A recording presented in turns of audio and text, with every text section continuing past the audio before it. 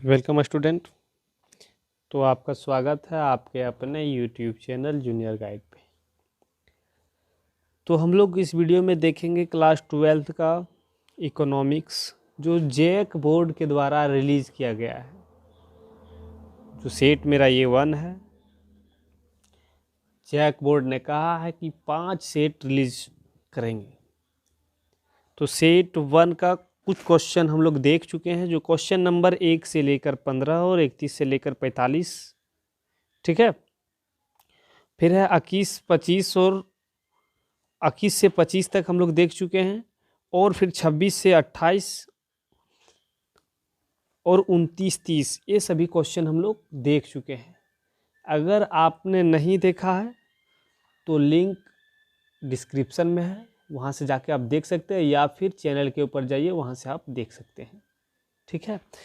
तो हम लोग यहाँ पे सेट 1 चर्चा कर रहे हैं। इसी तरह से सेट 2 रिलीज होगा, तो सेट 2, सेट 3, सेट 4 और सेट 5 का हम लोग चर्चा करेंगे। तो अगर आप नए हैं चैनल पे तो चैनल को सब्सक्राइब करके जुड़ जाइए, क्योंकि सभी सेट का हल आपको मिल जाएगा। तो चलिए हम लोग वीडियो स्टार्ट करते हैं। इकोनॉमिक्स, ठीक है, ये पार्ट 4 वीडियो है हम लोग का।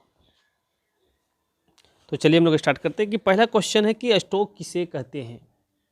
जी, स्टॉक किसे कहते हैं, किसे कहते हैं। तो क्वेश्चन है, इसका आंसर जो हमने लिखा है यहाँ पे कि यह वस्तु की वह मात्रा है जो उत्पादकों के पास बिक्री के लिए उपलब्ध होता है, ठीक है। जैसे भी देखिए कोई कंपनी है, उनको अगर पैसा की ज़रूरत है तो उनके पास 2 ऑप्शन होता है। पहला कि कर्ज ले लेना, या दूसरा कि इस कंपनी के कुछ हिस्से को बेच देना। तो जो कंपनी के कुछ हिस्से को जो बेच रहा है उसी को हम लोग स्टॉक कहते हैं, ठीक है। जिससे मतलब कि जो खरीदेंगे तो उस कंपनी का मालिकाना हक हो जाएगा उसको, जो स्टॉक लेंगे, ठीक है। तो 51 हो गया आपका। चलिए 52 हम लोग देखते हैं कि समष्टि अर्थशास्त्र से क्या तात्पर्य है, क्वेश्चन है। तो चलिए हाल यहाँ पे लिखा हुआ कि समष्टि अर्थशास्त्र में सामूहिक स्तर पर आर्थिक समस्याओं जैसे संपूर्ण अर्थव्यवस्था के कुल उपभोग, सामान्य कीमत स्तर, कुल रोजगार, राष्ट्रीय आय आदि का अध्ययन किया जाता है, ठीक है। इसी को हम लोग समष्टि अर्थशास्त्र कहते हैं, जिसमें ये सभी चीज़, जिसमें संपूर्ण अर्थव्यवस्था के कुल उपभोग, सामान्य कीमत स्तर, कुल रोजगार, राष्ट्रीय आय आदि का जो मतलब कि अध्ययन किया जाता है, उसी को हम लोग क्या कहेंगे, समष्टि अर्थशास्त्र कहेंगे, ठीक है, एक सामूहिक स्तर पर। फिर क्वेश्चन नंबर 53 हम लोग देखते हैं कि मूल्य वृद्धि क्या है। जी, मूल्य वृद्धि क्या है। तो देखिए, मूल्य वृद्धि से अभिप्राय है कि उत्पादन की प्रत्येक अवस्था में प्रत्येक फर्म द्वारा वस्तु के मूल्य में कितना मूल्य जोड़ा गया है,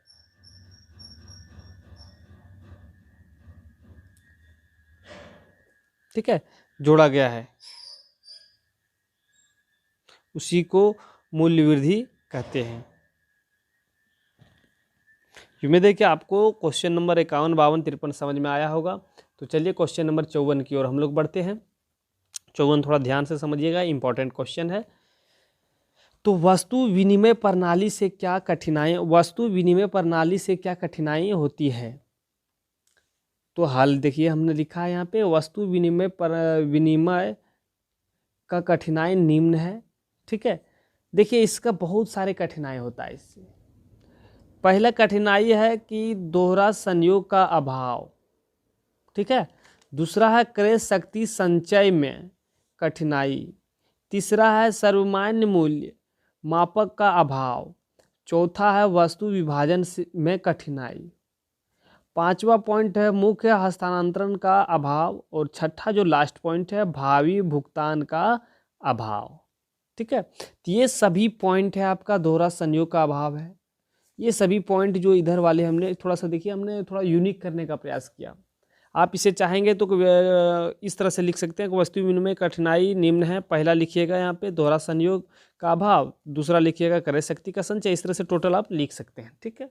हमने सोचा कि थोड़ा यूनिक कर देते, देखने में अच्छा लगे, एग्जामिनर को भी लगेगा कि नहीं अच्छा है, इसलिए हमने इस प्रकार से कर दिया है। ठीक है, तो चलिए क्वेश्चन 54 भी आपको समझ में आ गया होगा, तो हम लोग 55 की ओर बढ़ते हैं। तो देखिए, चलिए हम लोग क्वेश्चन नंबर 15 देखते हैं। सॉरी, माफ़ कीजिएगा, 55 नंबर है आपका। ठीक है, कि क्वेश्चन 55 है कि भुगतान संतुलन क्या है, इसके विभिन्न खातों के नाम लिखिए। तो इनके विभिन्न खाते के नाम लिखना है और ये भुगतान संतुलन है क्या। तो चलिए हम लोग समझने का प्रयास करते हैं। ठीक है, कि भुगतान शेष एक देश के एक वर्ष में होने वाले सभी आर्थिक लेन देन का विवरण है। ठीक है, भुगतान शेष क्या है कि एक देश के एक वर्ष में जो लेन देन, आर्थिक लेन देन जो होगा उसका विवरण रखता है। यह एक वर्ष में एक देश के निवासियों द्वारा अन्य देश से वस्तुएं, सेवा तथा अन्य अदृश्य वस्तुओं को बेचने से प्राप्त आय तथा इन निवासियों द्वारा शेष विश्व से इन सभी वस्तुओं को खरीदने के बदले किए गए भुगतान का विवरण है।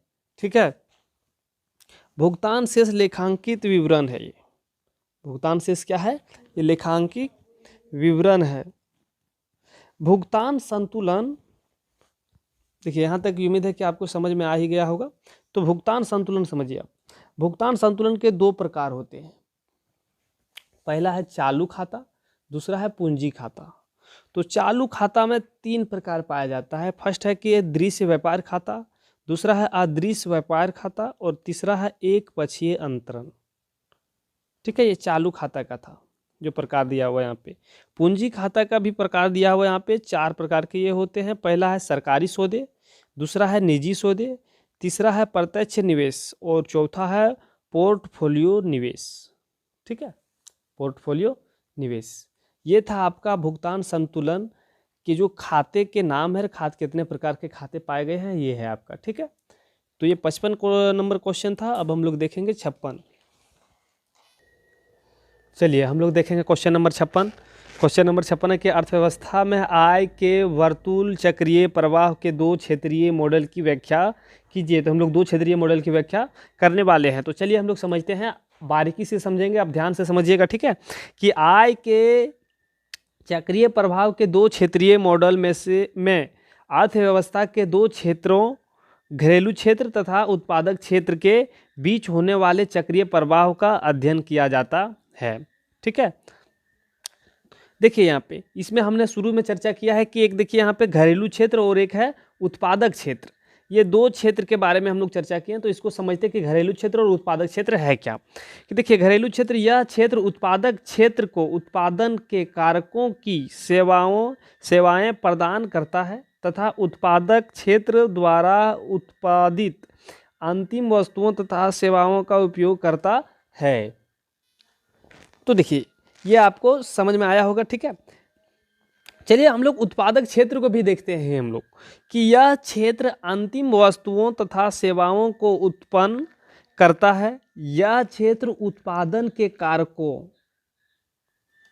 की सेवाओं जैसे श्रम, पूंजी आदि का प्रयोग करता है। 2 क्षेत्रीय मॉडल को संरचना द्वारा समझा जा सकता है। देखिए हम लोग संरचना के द्वारा समझ सकते हैं, ये हम लोग लिख भी दिए हैं और एक संरचना के माध्यम से हम लोग इसको समझते हैं। देखिए हम लोग यहाँ पे चित्र हम बना के रखे हैं। देखिए यहाँ पे ये मॉडल संरचना से हम लोग समझते हैं इसको। ये है उत्पादक, ये है घरेलू। ठीक है, तो यहाँ पे है कि वस्तु सेवा, जैसे में कुछ भी अगर आप वस्तु सेवा कर रहे हैं तो इसके लिए आपको कुछ देना पड़ेगा। ठीक है, जैसे मैं साधन सेवा, भूमि सेवा, भूमि, श्रम, पूंजी, ये सब जो है ये सेवा के रूप में वो ले रहा है। ठीक है, तो इसके बदले में आपको कुछ दिया जाना चाहिए। तो आपको इसके बदले में जो दिया जा रहा है वो क्या है कि आपको साधन भुगतान, वो साधन भुगतान कर रहा है, लगान, मजदूरी, ब्याज। तो इस तरह से देखिए, इस तरह से क्लियर हो जाता है। ठीक है आपका, तो ये मॉडल आपको समझ में आ गया होगा और संरचना से भी आप इसको देख लिए। ठीक है, आपको जो अच्छा लगे दोनों लिख सकते हैं, अगर लिख सकते हैं दोनों लिखिए, नहीं लिख सकते तो एक आप लिखिए। ठीक है, तो चलिए हम लोग देखते हैं क्वेश्चन नंबर 57। देखिए क्वेश्चन 57 कि मुद्रा के कार्यों की व्याख्या कीजिए। इसके कार्य की व्याख्या हम लोग करेंगे, ठीक है। तो मुद्रा के प्रमुख कार्य निम्नलिखित हैं। क्या क्या कार्य है? पहला है प्राथमिक कार्य। प्राथमिक कार्य क्या है, उसका डेफिनेशन हम लोग देखते हैं, उसको समझते हैं। मुद्रा के प्राथमिक कार्यों को मुख्य कार्य भी कहा जाता है। मुद्रा के जो प्राथमिक कार्य है उसको मुख्य कार्य भी कहा जाता है। इन कार्यों के अंतर्गत मुद्रा के उन कार्यों को सम्मिलित किया जाता है जो मुद्रा द्वारा प्रत्येक देश में संपादित किए जाते हैं, ठीक है, संपादित किए जाते हैं। इस कार्य को मौलिक कार्य भी कहा जाता है। इसके दो प्रकार हैं। जो प्राथमिक कार्य के हैं वो दो प्रकार के हैं। ये यहाँ से यहाँ तक आपको समझ में आ गया होगा। तो चलिए, इसका दो प्रकार है। क्या क्या है? पहला प्रकार कि विनिमय का माध्यम और दूसरा है मूल्य का माध्यम, ठीक है। इसी तरह से क्वेश्चन पॉइंट नंबर 2 है, जिससे में देखिए प्राथमिक कार्य हम लोग देखें, उसके बाद इसका दूसरा है कि गौण या सहायक कार्य, ठीक है। ये जो कार्य है इसका हम लोग समझते हैं कि ये है क्या। मुद्रा के गौण कार्य के अंतर्गत वे कार्य आते हैं जो मुद्रा के प्राथमिक कार्यों की सहायता के लिए किए जाते हैं, इसीलिए इन कार्यों को मुद्रा के सहायक कार्य कहा जाता है। इसके 3 प्रकार हैं, ठीक है। इसके कितने हैं? 3 प्रकार है। गौण या सहायक कार्य के कितने प्रकार है? 3 प्रकार है। कौन कौन है?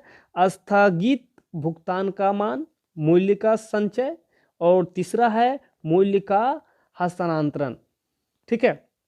तो हम लोग 2 देखें कि प्राथमिक कार्य, दूसरा देखें गौण या सहायक कार्य। चलिए हम लोग तीसरा कार्य देखते हैं। तीसरा कार्य है कि आकस्मिक कार्य।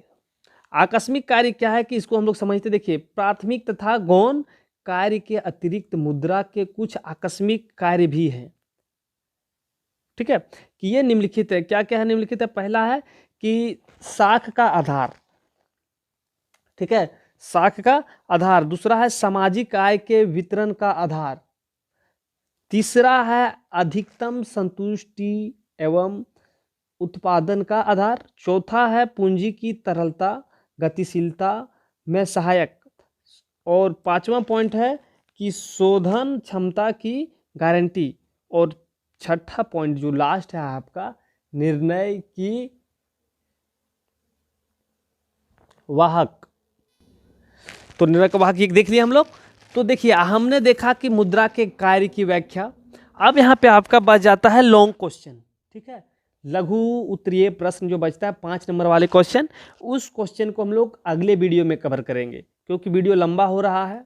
तो हम यहीं पे वीडियो को रोकते हैं। तो उम्मीद है कि आपको ये वीडियो मदद पहुंचाया होगा। अगर आपको ज़रा सा भी मदद किया है तो आप वीडियो को लाइक कीजिए, शेयर कीजिए, और अगर आप हमारे चैनल पे न्यू हैं तो चैनल को सब्सक्राइब कीजिए। फिर मिलते हैं हम लोग अगले वीडियो में। तब तक आपसे हम अलविदा लेते हैं। जय हिंद।